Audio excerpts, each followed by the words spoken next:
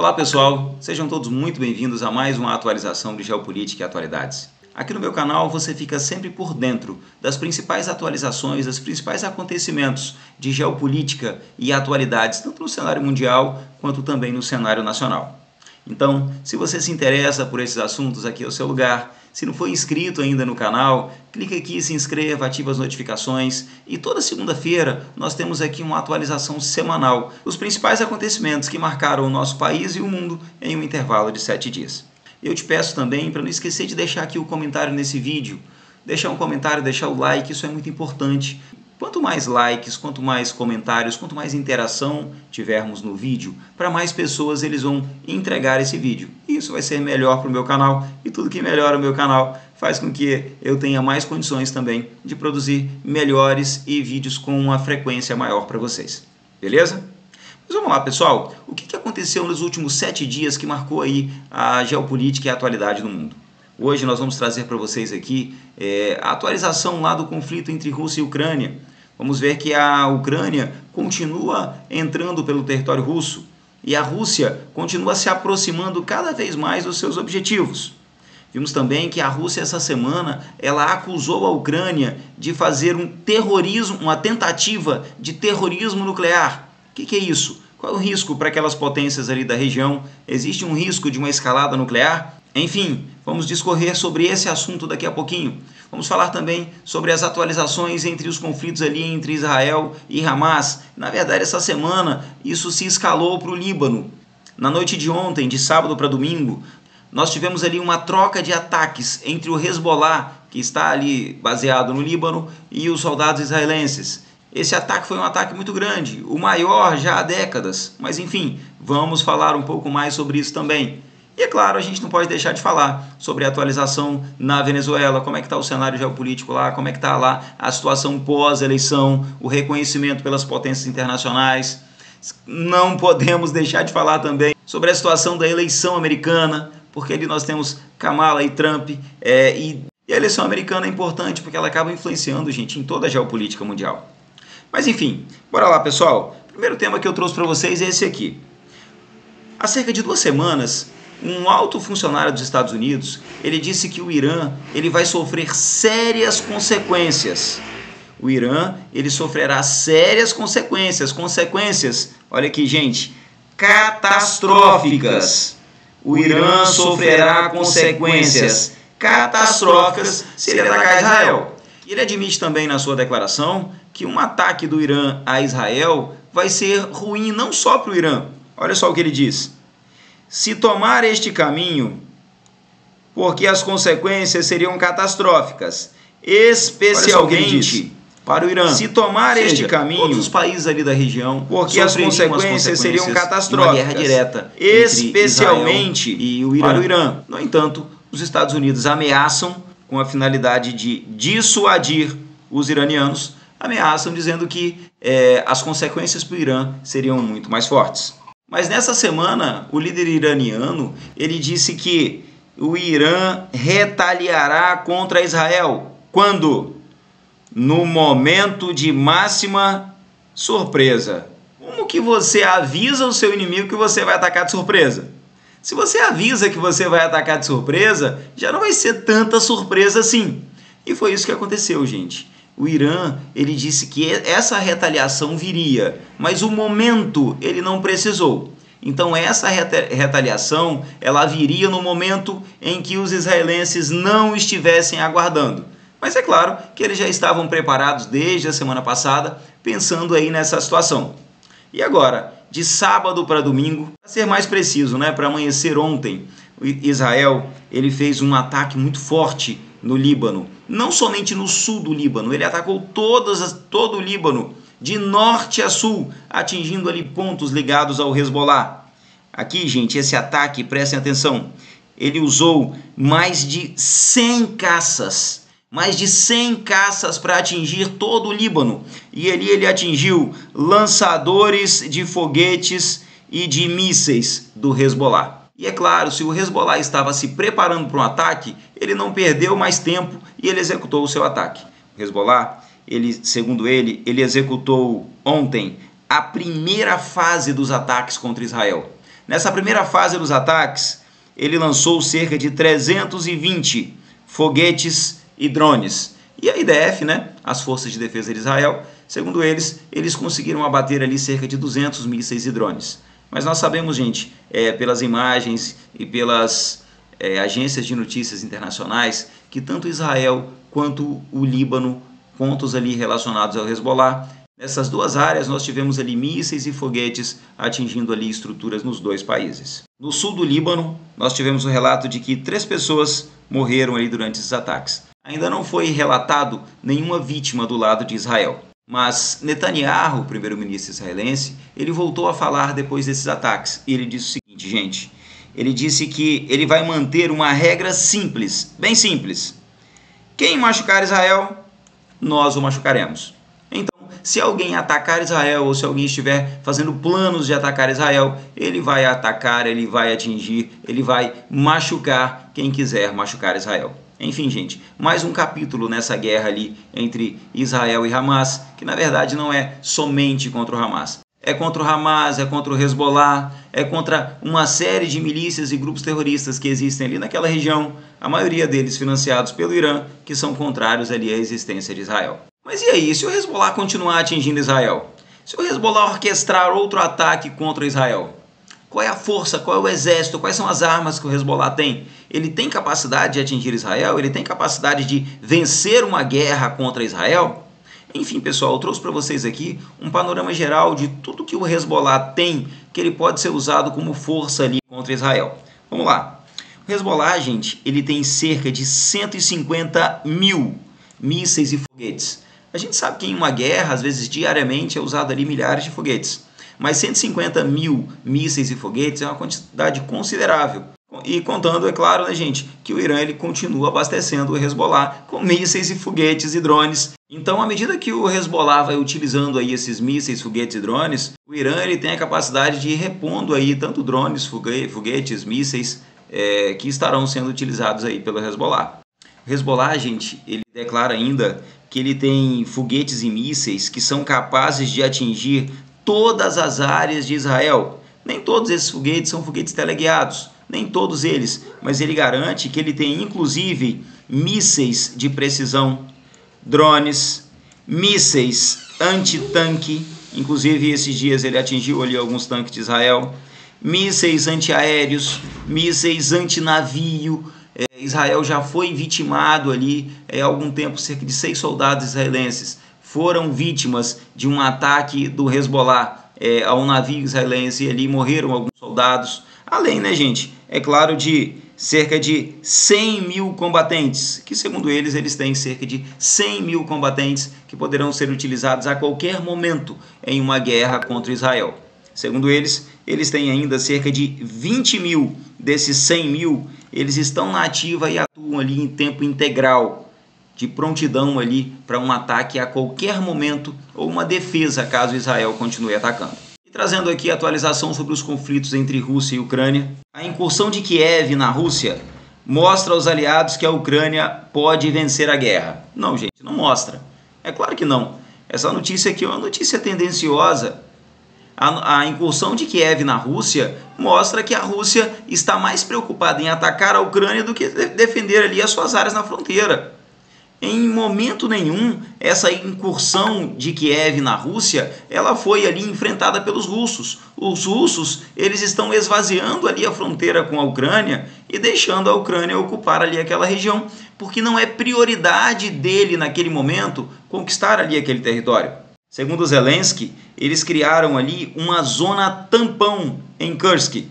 Essa zona tampão é uma área ali que nós vimos na semana passada, em que eles conseguiram isolar ali do território russo, destruindo ali várias pontes. Então, aquelas áreas em que o exército russo, eles vinham e passavam, era rota para abastecer ali as tropas que estão dentro da Ucrânia, essas rotas elas tiveram que ser desviadas para outras regiões. Mas, segundo Zelensky, eles reduziram bastante o ataque russo ao território ucraniano. Segundo ele, porque eles estão dificultando ali o abastecimento das tropas russas que estão dentro da Ucrânia nesse momento. E nós tivemos aí nessa semana também a Rússia acusando a Ucrânia de fazer um ato de terrorismo nuclear, né? Na verdade, de fazer uma tentativa de terrorismo nuclear. Olha só a declaração russa. Segundo eles, um drone ucraniano tentou atacar a central nuclear russa em Kursk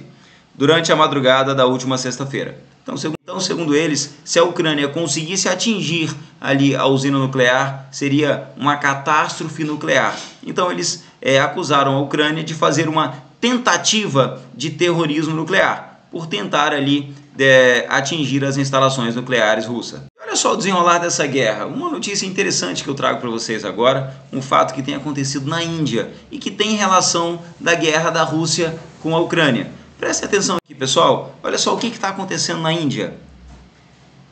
Guerra na Ucrânia provoca suicídios na Índia. Como que uma guerra entre Rússia e Ucrânia pode provocar suicídios na Índia? Olha aqui, gente.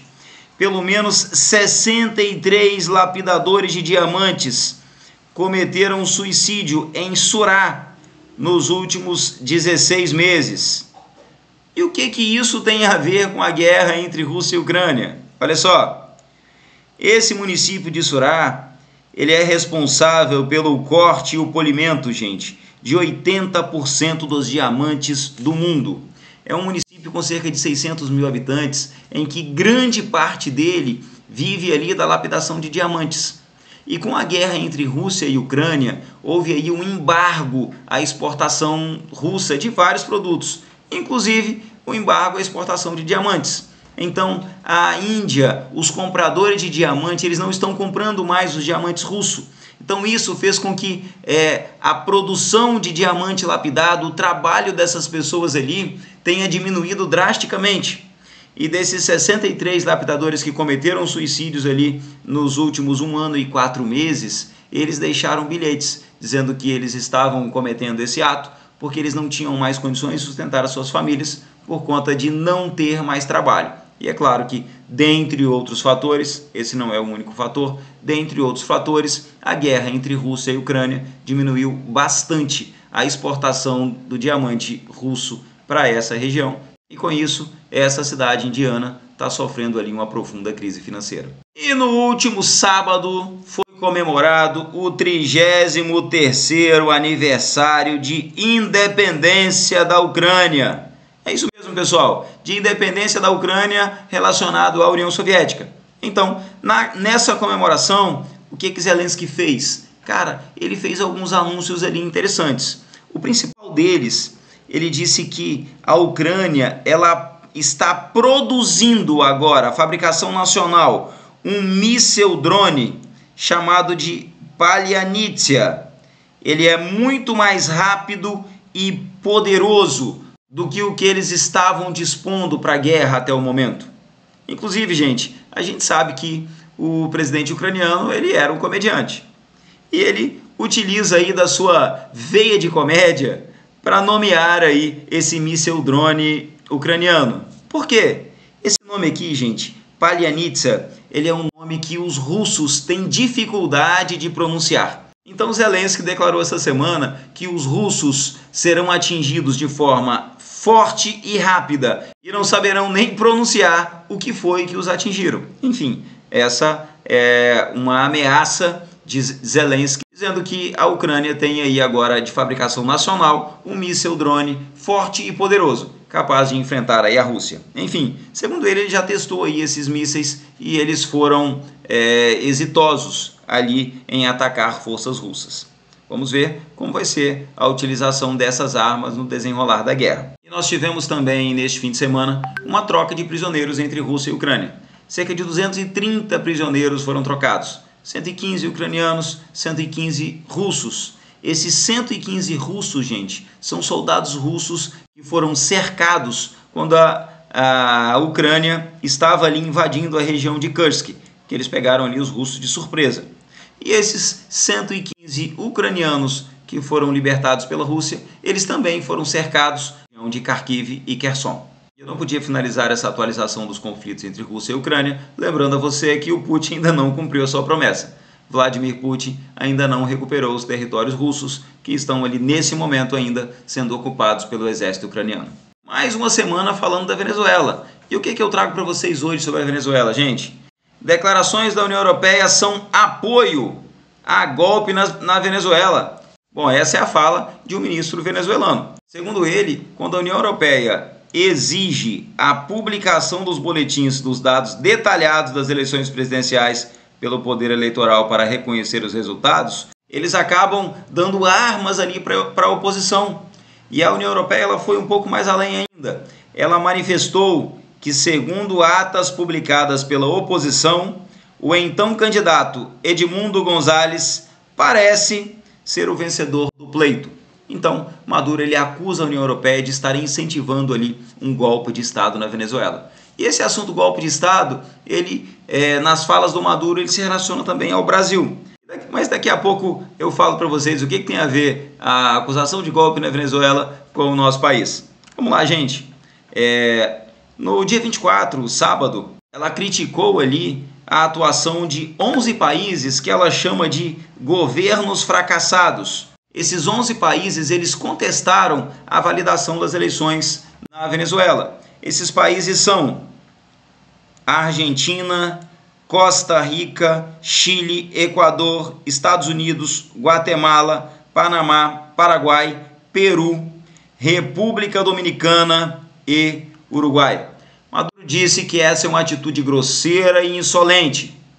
E, gente, essa situação colocou ali mais uma pressão na diplomacia brasileira, que não está se saindo nem um pouco bem dessa situação ali da eleição e da contestação da eleição venezuelana. Porque o Brasil, que é o líder geopolítico aqui do Cone Sul, quando ele não assina essa declaração conjunta, é claro que isso soa como um apoio à Venezuela. E o Maduro, ele acabou agradecendo o governo brasileiro, elogiando o governo brasileiro por não ter assinado aqui esse acordo. Segundo o governo brasileiro, ele não assinou porque ele não concorda da forma com que o texto foi redigido. Mas enfim, isso está soando muito mal para a diplomacia brasileira. E o assunto golpe de Estado da Venezuela que tem relação com o Brasil? Olha aqui, pessoal. A provocação do líder chavista ao governo brasileiro após o Supremo validar a vitória de Maduro. Então, o Supremo da Venezuela validou ali a vitória do presidente venezuelano. E o Maduro disse o seguinte: o Superior Tribunal Eleitoral atestou a vitória de Lula sobre Jair Bolsonaro em 2022.